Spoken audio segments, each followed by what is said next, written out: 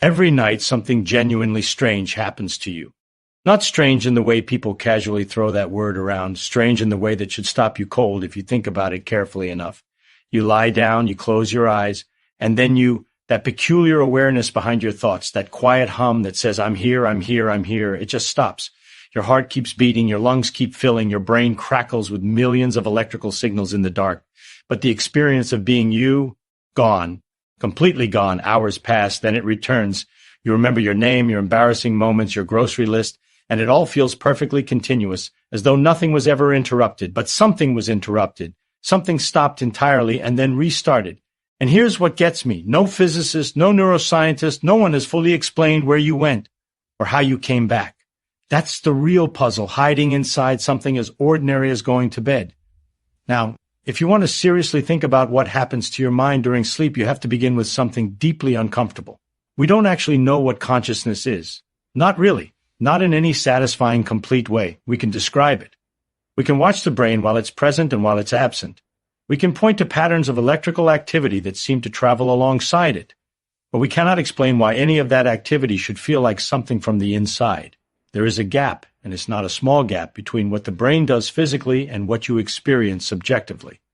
The philosopher David Chalmers called it the hard problem of consciousness, and he wasn't being dramatic with that name. Here's a way to see just how strange this problem is. Imagine, and I want you to really imagine this, not just nod along, imagine you could map every single neuron in a human brain, every connection, every chemical signal, every ion crossing, every membrane, captured in perfect detail in real time. You'd have an extraordinary picture of a physical system, a spectacular one.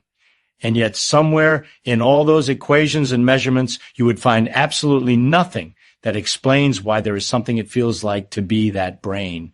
Physics gives us equations for gravity, for light, for quantum fields, for the behavior of particles across every scale from subatomic to cosmic. But nowhere in those equations do you find the redness of red. Nowhere do you find the taste of coffee in the morning. Nowhere is there a single term for the feeling that there is a you sitting behind your eyes right now. That's not a failure of physics exactly. It's that we haven't yet found how to bridge physical process and subjective experience. And sleep makes this mystery absolutely vivid, because sleep doesn't just change what your brain is doing. It appears to switch off that subjective experience entirely and then switch it back on again night after night, like some kind of biological experiment running on a timer. So the real question isn't simply what happens when you sleep. The real question is, what kind of thing must consciousness be if it can disappear and return this reliably? If it were some fixed object lodged somewhere inside the brain, it couldn't vanish without the structure itself being destroyed. But nothing physical is removed when you fall asleep. The same neurons sit in the same skull. The same biological machine keeps running. And yet experience collapses. That tells you something important. Consciousness cannot just be about having the right parts. It must be about how those parts are working together. A specific pattern of organization that can be disrupted without destroying the underlying hardware. Many scientists have come to think of consciousness not as a thing, but as a process, something that emerges from how information is structured and exchanged inside the brain, not from mere activity, but from the relationships between regions, the timing, the coordination, the integration. And if that's true, sleep becomes a natural experiment happening every night, letting us watch that process change, weaken, collapse, and rebuild itself in a perfectly repeatable cycle. And here's something that makes it stranger still. You don't notice any of this happening. There's no gradual fade, no moment where you can say, I'm about halfway unconscious now. From your perspective, it's more like a cut in a film. One frame you're there, and the very next frame you're back, hours later. That discontinuity is itself a clue. It suggests consciousness doesn't degrade smoothly like a battery running down. It depends on certain conditions being met. And when those conditions are no longer satisfied, the experience doesn't dim. It stops. So rather than asking where consciousness goes when you sleep, it might be sharper to ask, what conditions are required for it to exist at all? What kind of organization, what kind of activity must be happening for a brain to generate a point of view? And what changes during sleep that removes those conditions? Because if you can figure that out, you're not just studying sleep anymore. You're studying the mechanism that creates the feeling of being alive from the inside. When you fall into deep sleep, your brain doesn't turn off. It transforms. And the nature of that transformation tells us something critical. If you look at an awake brain using an EEG, which measures electrical activity at the scalp, you see fast, irregular, desynchronized patterns. Different neurons firing in complex, shifting ways across many regions simultaneously. It looks messy, chaotic even, but it's a productive chaos, rich with variation, full of information being processed in parallel across the whole system. Different parts doing different things at different times. Now compare that to what happens in deep sleep, the phase called non-REM slow-wave sleep. Those fast, irregular patterns get replaced by something completely different, slow, enormous waves that sweep across the brain in synchronized rhythms. Instead of each region acting with some independence, huge populations of neurons begin rising and falling together in unison, over and over. From the outside, this actually looks more organized, more orderly. But that appearance is deeply misleading because what has actually been lost is the diversity of activity that carries information. Let me give you a picture. Imagine a massive stadium filled with thousands of people. When you're awake, everyone is talking simultaneously, thousands of different conversations happening at once, loud, chaotic, overlapping. But within that noise, there is meaning. There are distinct signals, ideas, messages, information flowing everywhere. Now imagine that same stadium doing a coordinated wave. Everyone stands and sits in perfect sequence. It's beautiful, it's synchronized, but every individual conversation has stopped. The system has become unified, and in becoming unified, it has become empty. That's almost exactly what happens in the brain during deep sleep from the perspective of information theory. Real information requires differences. A system has to be able to occupy many distinct states to encode meaningful patterns. But when neurons fire in tight synchrony, the number of distinct states the brain can express drops dramatically. The system has collapsed into a simple repeating pattern, and a simple repeating pattern carries almost no information at all. Think of a hard drive where every single bit has been set to the same value, all zeros or all ones. Doesn't matter which. The storage capacity is effectively zero because there's no variation, no structure, nothing encoded in the pattern. A fully synchronized brain starts to resemble that, still active, still consuming energy, but no longer able to represent a rich internal world. This leads to a genuinely important idea. Consciousness may not require a certain level of activity. It may require a certain kind of activity, a specific balance between integration and differentiation, between parts working together and parts doing different things. Deep sleep disrupts that balance by pushing the system too far toward uniformity. Everything synchronizes, everything becomes similar, everything repeats, and the conditions needed for experience disappear. This is why you don't experience deep sleep. There is no memory of it, no sense of time passing, no internal narrative running, not because your brain stopped functioning, but because it stopped functioning in a way that can produce a point of view. The machinery is still running. It's just no longer arranged in the right configuration to generate awareness.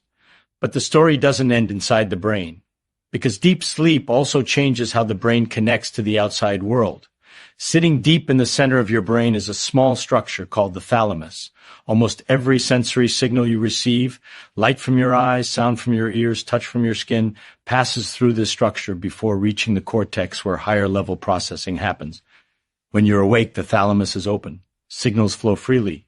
Information from the outside world continuously enters the system, allowing you to build a coherent picture of reality. But as you descend into deep sleep, thalamic neurons shift into what's called a vestibular mode, alternating between an up state, where they can transmit signals, and a down state, where they go silent and unresponsive. And during deep sleep, those down states dominate. The gate closes. Sensory information reaches the thalamus and simply stops there, blocked before it can ever reach the cortex. This isn't like turning down the volume on a radio. It's more like a switch, open or closed, responsive or silent. And that makes the transition far more absolute than you might expect. The brain doesn't gradually fade out of awareness. It loses access to incoming data in a much more decisive way.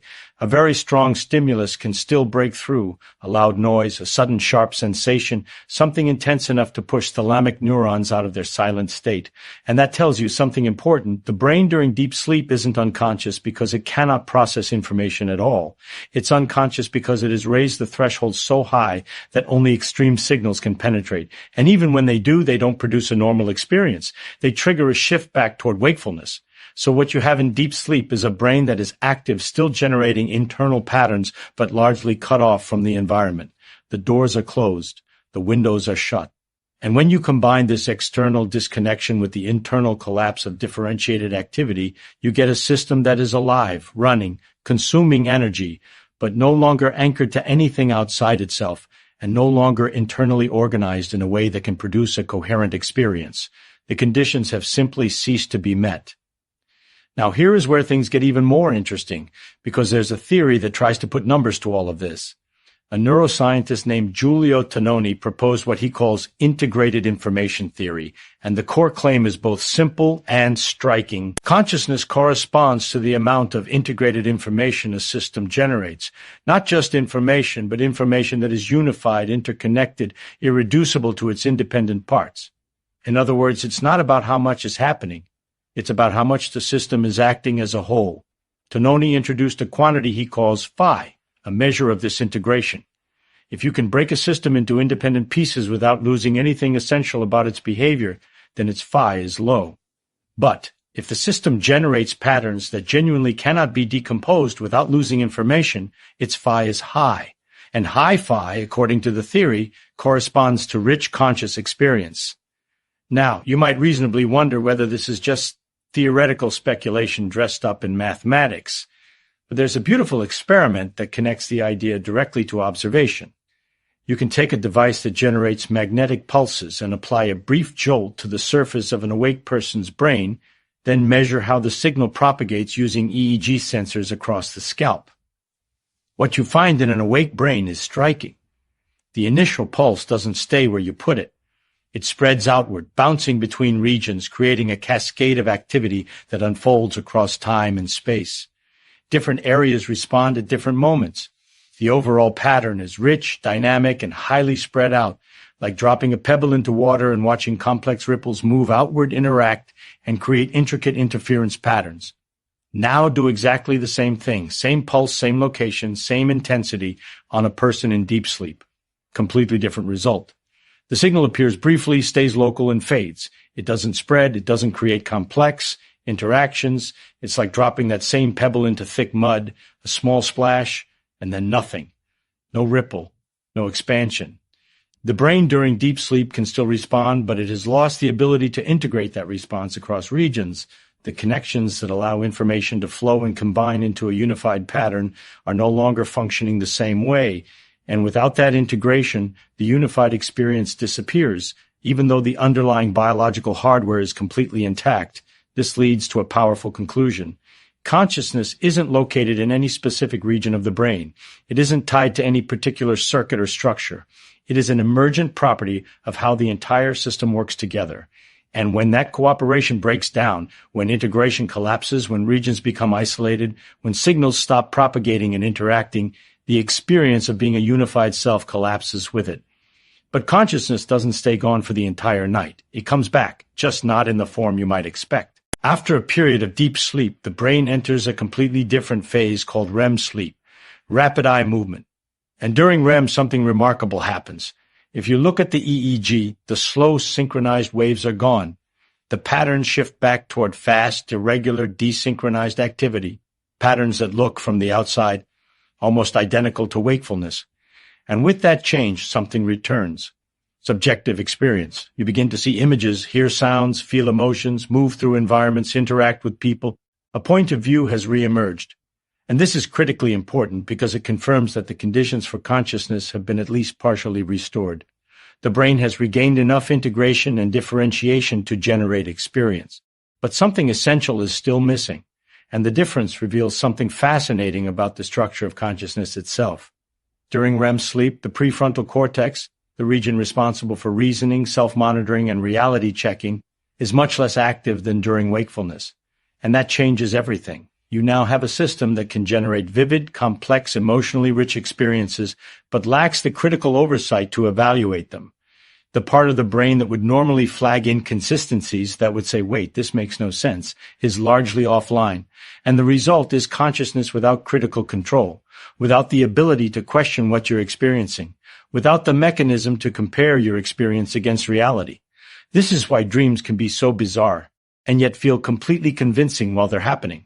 You find yourself in impossible situations, talking to people who cannot be there, moving through places that violate basic logic. And at no point does it occur to you that something is wrong. The experience unfolds and you accept it completely. And the content itself comes from an unusual source. The thalamic gate we discussed is only partially open during REM, so external input is largely blocked. What drives the experience? Instead is internally generated signals, activity from the brainstem, fragments of memory, emotional residues, incomplete patterns stored from previous experience. All of that becomes the raw material for the dream world. The same engine that builds your perception of external reality during wakefulness is now building a reality without external constraints. And the result is a private world that exists only inside the brain, but is experienced with the same intensity and immediacy as anything you've ever seen or touched. This should unsettle you a little. The line between perception and hallucination is much thinner than we tend to assume. In both cases, the brain is constructing an experience. The only difference is the source of the input, external or internal, and your sense of reality depends entirely on that distinction, a distinction that disappears completely during dreams. So within a single night, your brain moves through multiple configurations, losing consciousness in deep sleep, regaining it in distorted form during REM, and eventually restoring it fully upon waking. Each state reveals something different about what consciousness actually requires. Not simply activity, not simply energy, but a precise balance between integration, differentiation, and connection to the external world. Now, to sharpen the picture even further, it helps to compare sleep to something that looks similar on the surface but is fundamentally different underneath: general anesthesia. Anesthesia gives us a kind of controlled experiment. What happens when consciousness is removed not gradually, not cyclically, but almost completely and all at once? The experience is nothing like sleep. Under a drug like propofol, there are no dreams, no fragments of awareness, no shifting internal worlds. There is simply a gap. One moment you are counting backward, aware of the operating room lights and the sound of monitors, and then there is nothing. The next moment you are waking up, potentially hours later, with no sense of time having passed, no memory of anything in between. It is as if an entire stretch of existence has simply been excised. This shows us something important. Consciousness can disappear more completely than it does during natural sleep. During sleep, awareness collapses in deep stages but returns during REM. The system remains dynamic, cycling through different configurations.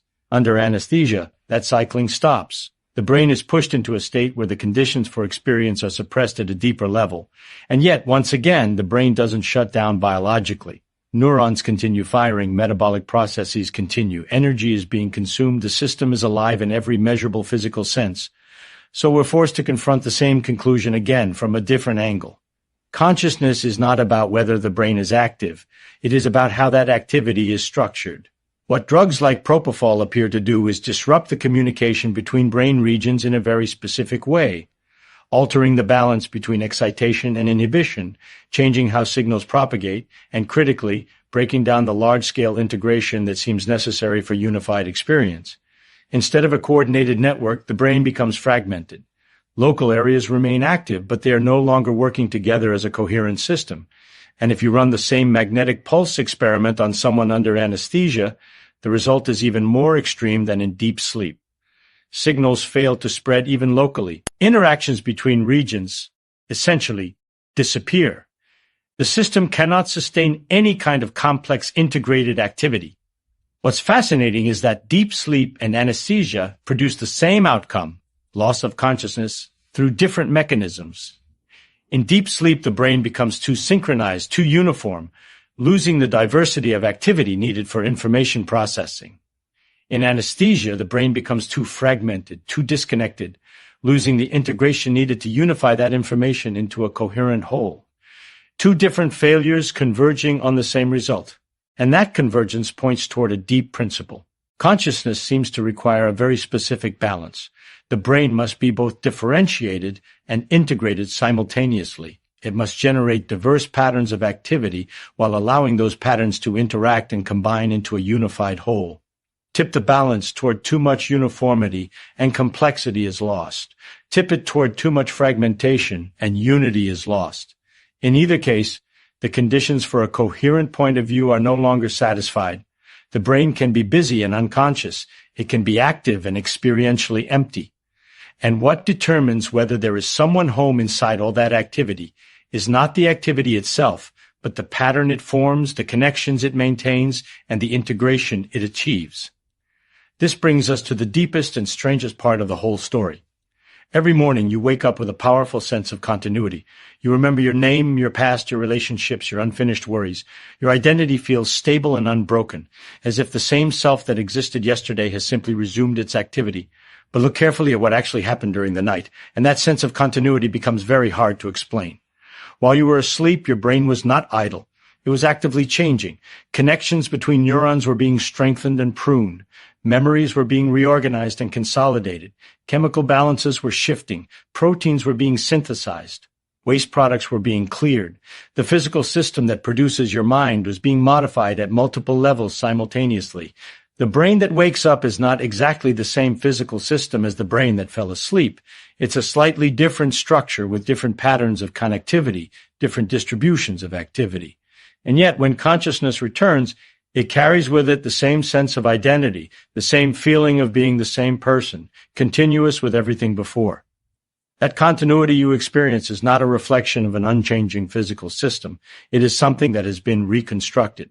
The pattern collapsed during deep sleep. The integration disappeared. The system no longer generated a point of view, and then as the brain reorganized, the pattern reemerged, and with it came the experience of being a self. But here's the thing that I find truly remarkable and also a little vertiginous.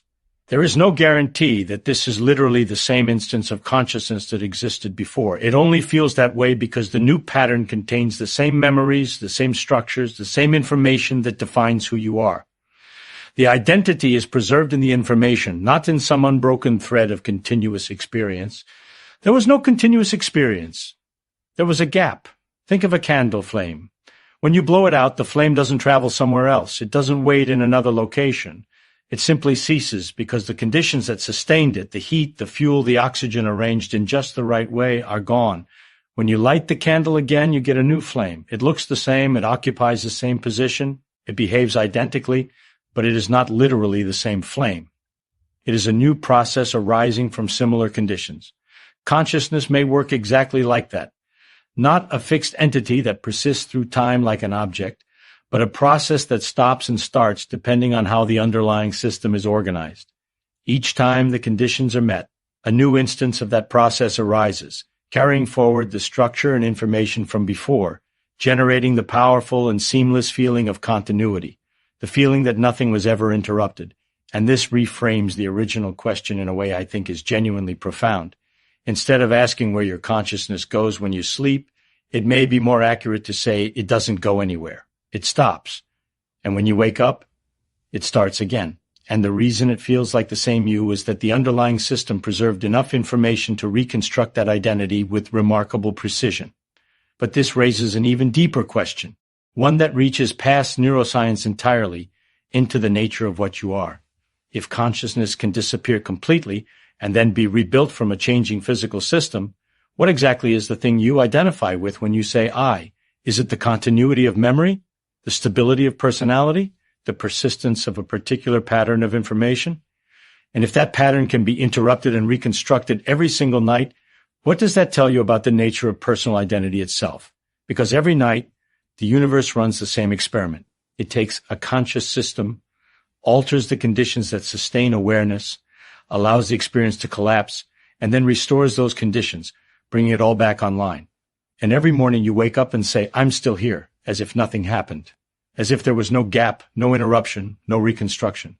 But underneath that seamless feeling is a process that stopped and started, a pattern that disappeared and reformed. And the fact that it feels perfectly continuous, that may be the most remarkable illusion of all, because it suggests that the self you experience is not a fixed thing that persists unchanged through the night, but a dynamic process that can vanish and return again and again, each time convincing you, completely and without any doubt, that it never left.